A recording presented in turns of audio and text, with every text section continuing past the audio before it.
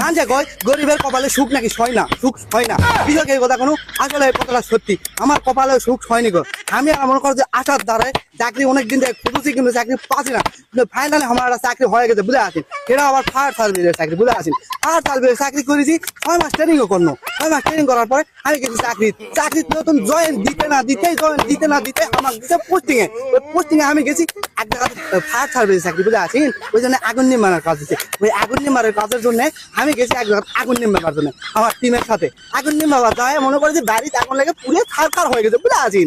ওই বাড়িতে মনে করে যে একাই মনে করে যে আগুন তখন মনে করে পানি দিয়ে নিমবে ধসকে ফেলাতো, বুঝে আছেন। ওই আগুনটা এখন নিমবে পানি দিয়ে সব ভিজে সমুদ্র বাংলাদেশ চলে আসুন।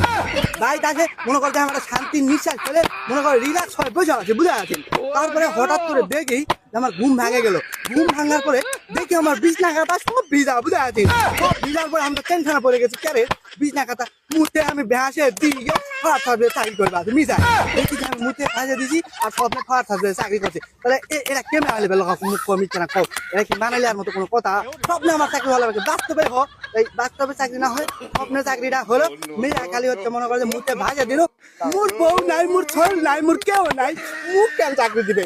মিশাই মুহূর্তে মাথা সব ভিজে বেড়াচ্ছ আর না কাজ পেকে মুখ লাভ খাবার কেউ নাই। ফায়ার সার্ভিসে মিশা আর চাকরি পানো সব মুহূর্তে ভিজে দেখতে ফেলানো। এলা দুঃখের বড় কে পারবে? মুখ না কদিনই এলা দুঃখে কে পারবে?